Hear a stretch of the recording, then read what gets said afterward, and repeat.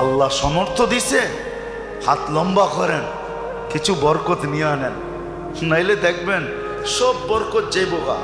কোন জায়গায় জানেন? এটা তো বুঝাইতে পারবো না, মনে হয় মানবেন কিনা জানি না। সব বরকত স্কোয়ারে যাইবগা, নাইলে ইউনাইটেডে যাইবগা,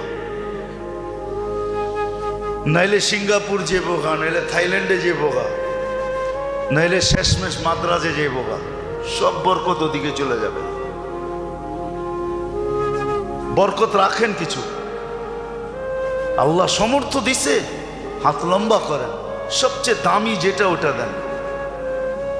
খেজুর নিজে খান 1200 টাকা কেজির, ঠিক না?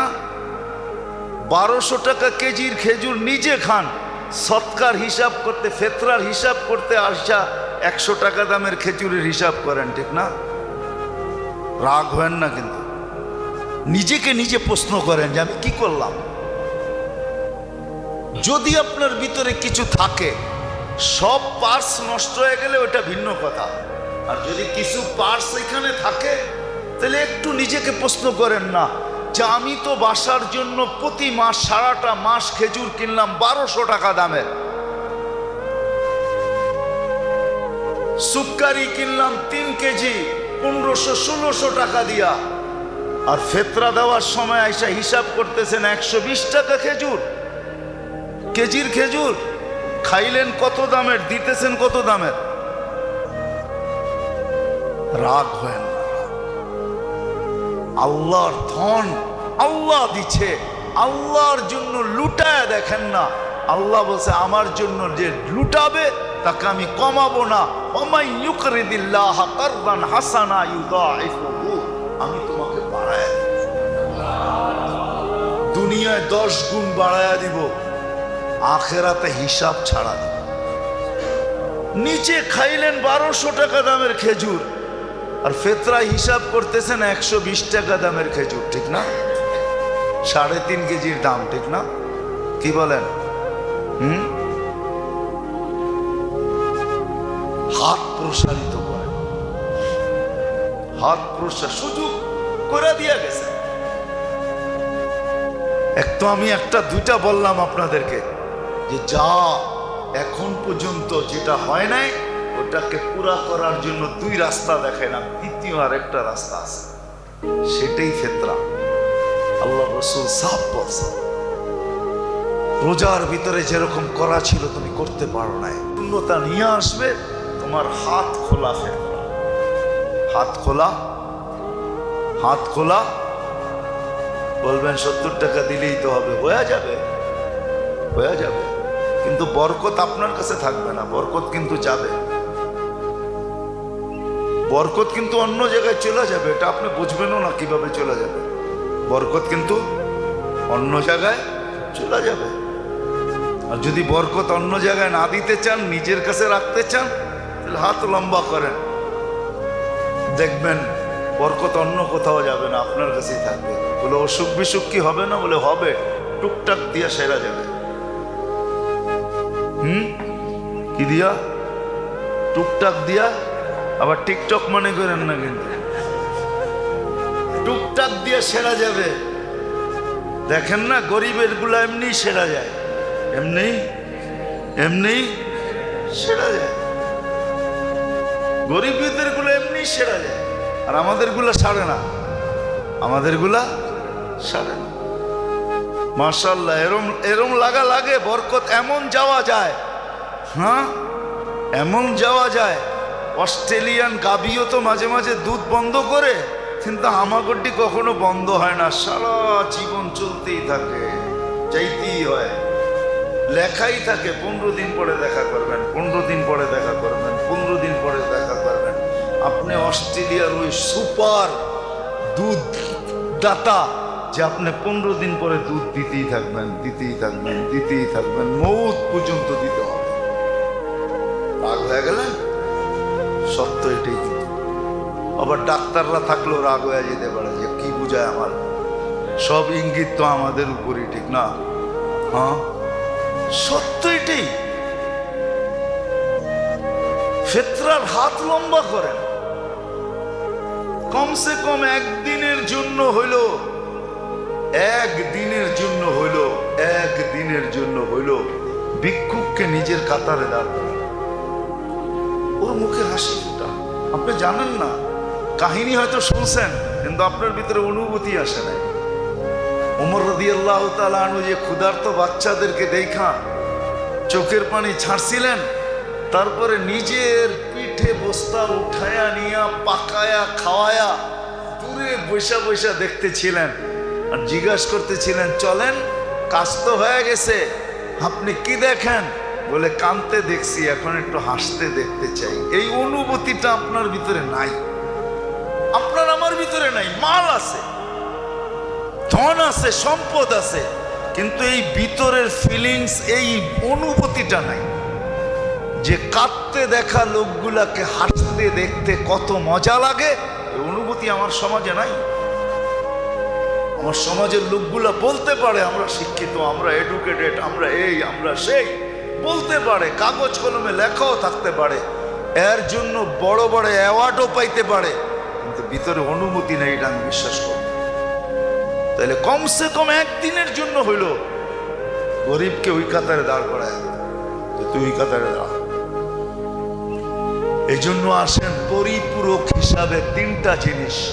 রমজান তো আসলো, চলে যাইতেছে, মাত্র 8 দিন বাকি আছে। যদি চাই রমজান আসলো, আমি কতটুকু নিতে পারলাম? আমি তো কিছুই নিতে পারলাম না।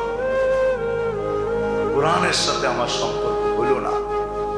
এটা যদি এখনো পূর্ণ করতে চাই, তাহলে আমাদের হাতে 3 বল এখনো বাকি আছে। একটা হলো কান্না, তওবা, ইস্তেগফার, মনের থেকে, বিলকুল মনের থেকে লজ্জিত হয়ে চোখের পানি ঝরায়, তওবা, ইস্তেগফার। 1 নম্বর, যেই সময়টা হাতে আছে এটাকে পুরো যেইভাবে কাজে লাগানোর লাগায়। আজকে রাতের থেকে লেগে 8টা রাত্র কমসে কম যেন হাত থেকে না ছোটে। দ্বিতীয়, এটা দিনের বেলা যতটুকু 8 দিনের জন্য ছুটি নিয়ে আর কত দোকানে যাবে, আর কত অফিসে যাবে, আর কত আদালতে যাবে। আছে দুনিয়ার বহুত দেশ আছে আমি চিনি, রমজানের ছুটি 18 রমজান থেকে হয়। কত? হ্যাঁ, শুধু জরুরি সেবা ছাড়া। আমি চিনি দুনিয়ার অনেক দেশ, যেই দেশে 18 রমজান থেকে ছুটি হয়। কয় রমজান থেকে? হ্যাঁ, ঈদের পরের দিন থেকে খোলা যায় না। এই রোজার ঈদ একদিন, ঈদের দিনই, তারপরের দিন আপনি রোজা রাখতে পারেন, শাওয়ালের রোজা 6 রোজা রাখতে পারেন, কোনো নিষেধ নেই। এই ঈদ একদিন, কোরবানি ঈদে 3 দিন, ঈদের পরের দিন খুলে যায়, কিন্তু 18 রমজান থেকে ছুটি হয়ে যায়। শুধু জরুরি সেবা খোলা থাকে।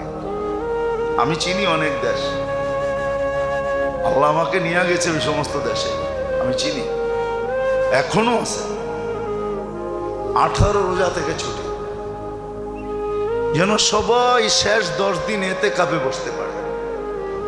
শেষ 10 দিন আল্লাহর সামনে কান্না কাটি কইরা, হ্যাঁ, কি জানি বাংলায় একটা কথা আছে না, চোখে আর নাকে এক কইরা ফেলছে, কি জানি, জানেন না? কান্ডা কেটাকের কানছেও আবার নাক দিয়া বাহিরও হয়েছে, এটা জানি কি বলে বাংলায়, না একটা প্রবাদ বাক্য আছে, হ্যাঁ, নাকে মুখে এক কইরা ফেলছে, নাকে মুখে এক কইরা ফেলছে, যেন শেষ 10 দিন এরকম কান্না নাকে মুখে এক কইরা আল্লাহকে রাজি করে ফেলতে পারে।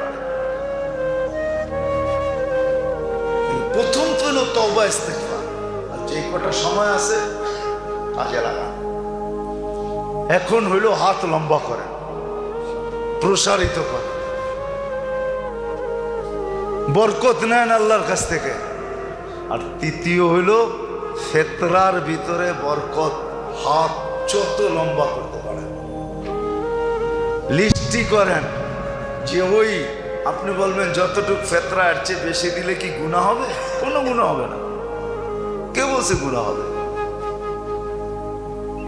আপনি দামি খেজুরের দেন আর আল্লাহকে বলেন দেখেন কিন্তু আপনার লেগা দিতাছি।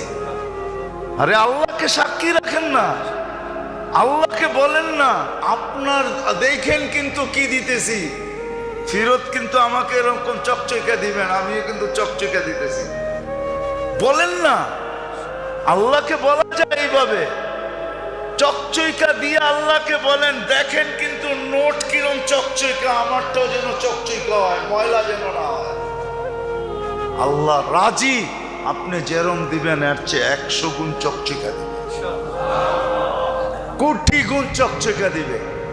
এই জন্য ফেতরা সবচেয়ে যদি সমর্থ থাকে, হ্যাঁ ঈদের দিন সকালে আপনার উপরে ফেতরা ওয়াজিব হইল, এতটুকু মাল আছে আপনার কাছে ঈদের দিন সকালে, যে 55 থেকে 56 হাজার টাকা ঈদের দিন সকালে আপনার কাছে আসছে, তো আপনি 70 টাকা দিতে পারেন।